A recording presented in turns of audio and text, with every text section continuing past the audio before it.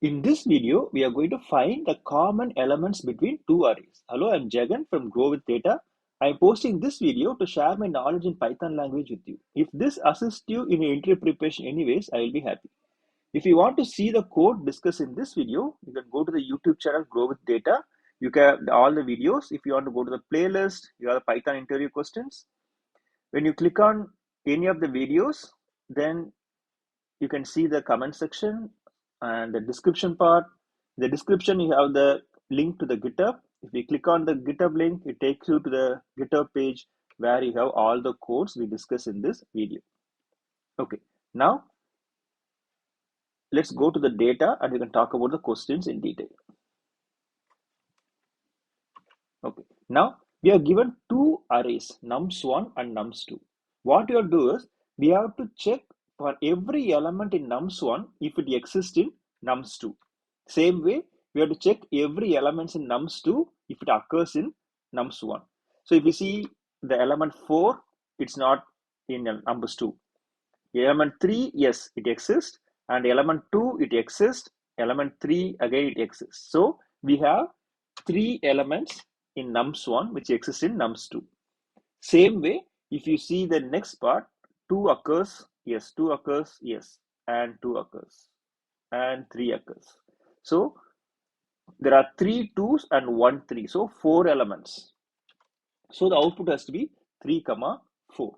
The same way, if you have a array which don't have any common elements like this, 3 4 2 3 and 1 5, so both the elements are completely different, so the output has to be 0 comma 0. So this is a very simple question. The main thing is we have to know which data type or which uh, approach we have to use. Let's go with the basic part using the dictionary. Okay, let's take this. So basically, when you have variables, we just say nums1 in 1 and nums2 like this. If you want to put in the same line, you put a semicolon and you do that. Or you put nums1 comma nums2 like this, nums1 comma nums2 equal to this comma this. So it will just get the value. So however you want to put it. So basically we put as a single line nums1 semicolon nums2. Okay, fine. Now what we are going to do is we are going to create a favorite function, go with data nums1 nums2. So we are going to create a dictionary, dix1 for nums1, dix2 for nums2. Now we are going to create a dictionary key value pair so that the key is the element in the array and the value is how many times it occurs. Okay, so nums in nums1, we say dict1 of nums equal to dict1 dot get nums comma 0 plus 1. So we have talked about this many a times in our previous videos. You can check our previous video why we put dot get instead of incrementing in different ways, right? So nums, oh, what I did, nums1 equal to nums2. So dict2 of nums equal to dict2 dot get this. So if you want to print dict1 and dict2,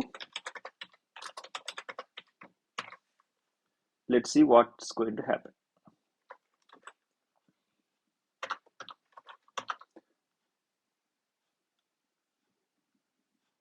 What it says, grow with data. Okay, nums1, nums2,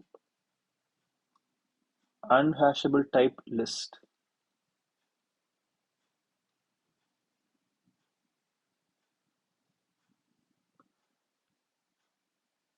Nums1, nums2. Oh, num. It's no num.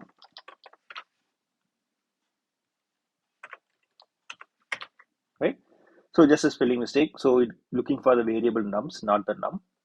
So if you see this, the first dictionary 4 got 1, 3 got 2, and 2 and 1. The same way, the second nums creates a dictionary here. Now we have to go for a condition to see if the elements in nums1 exist in the dictionary 2. Okay, so we say common factors in nums2. What is that? We just say for num in nums, if the num in the dictionary dct2, okay, if the element in nums1 it exists in dictionary 2, we just add 1 to it. So we sum up all this. Same way we check for the nums2 array. So if the element in nums2 exists in dictionary 1, then you have 1 and you sum up those values. Okay, now you have common elements in tur and return. So we check the common elements in nums1 and nums2 array. Let's see what happens. So it brings in 3, 4, right? Okay.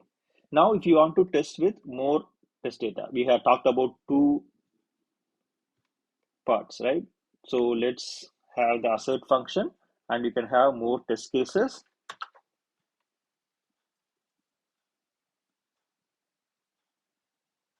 What is this? So 3, 4 return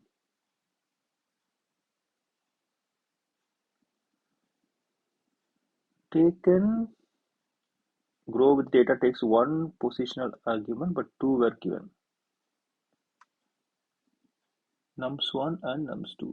Grow with data. Okay, the function name is wrong.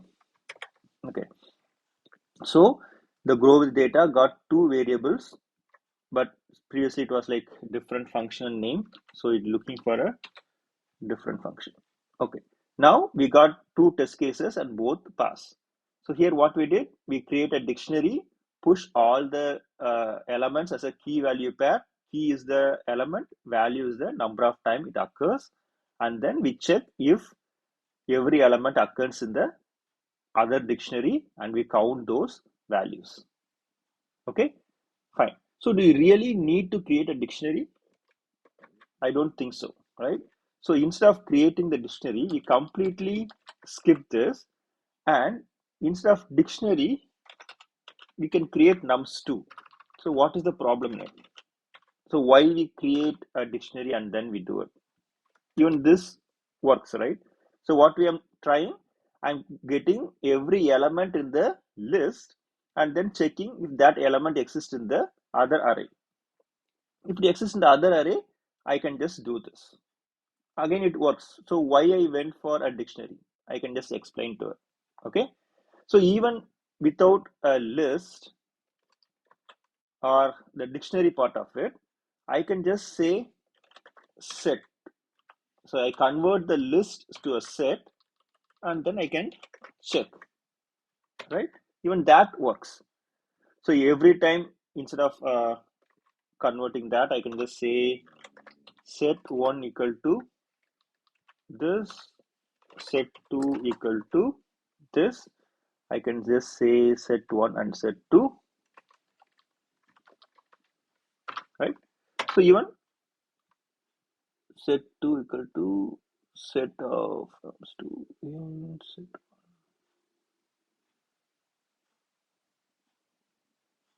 Oh, sorry, set2. This will go set1. Okay. So the nums1 has to be checked in the second set. Nums2 has to be set in the first set. So here we can directly use the list, right? We can check from the first array, check if that's in the second array. Simple. So why should I convert that to a set or a dictionary and check? So what is the difference between having a list and a set? Mainly in Python, the lists are implemented as a dynamic array. So where the elements are stored in sequence of memory address. So if I have an array like this, right, 4, 3, 2, 3, 1, right? So the array is like this. The Python will store this in a address 0. This will go to address 1, address 2, address 3, address 4. So it will be in a sequence of memory address. So when you go for a search for an element, it will start from the list from 0. So iterate through the whole list from the beginning and check if there is a match found. So the time complexity of trying the operation in a list is O of n, the worst case. If the element is the last element we are looking for, then the time complexity is going to be O of n. That means it goes through the first element till the last element, it scans through one by one. Right? So the time complexity is always going to be O of n in the worst case. But in the set, it's implemented as a hash table. In database, we talked about the pointers, right? So it's a hash table. So each element in the set is hashed and it's like a pointer. It just stores there. So when you want to search for an element, that element will be converted to a hash value and look for that hash value and it retrieve the output. So searching for an element in the set, it involves computing the hash of the element and looking up the hash table, resulting in the average time complexity of 0 O of 1. Rather than in the array, it's O of n. Same way in the dictionary part. The dictionary is also using it implements using the hash table logic, similar to the set. So the search operation in the dictionary is O of 1. So that is the main difference between using a set and directly using a array. So the input array, if it's going to be a bigger data set, so if it's going to be a bigger data set, rather than using an array and you do the scanning of time complexity O of n, you can use a dictionary or you can use a set variable to make it as O of 1. Okay, the time complexity will be much better and the performance will be much faster than you using directly as a array. So the advantage of using a dictionary as a set is the dictionary, it's faster lookup time, especially for the larger data set. And the negative part is you have to add additional memory to it, right? You have to create some memory to store that set or the dictionary variable. And for the list, there's no additional memory required, but it's slower lookup time because it goes in a sequence of memory addresses, right? So when you go for interview, you can use the set part of it or you can use the array part of it. Rather than going with multiple lines, I can simply create a single line also. So here, instead of this, I can simply say this part, comma, this part. I don't even need this line, right? I return this, it works. And even I can replace the set 1 conversion directly to here, set 1, and then the set 2, I can do it here. So I don't even need to have this line. So in one line, I can convert this part and get the output. So this looks more elegant, right? Then you go for this. Hope you like this video and thanks for watching.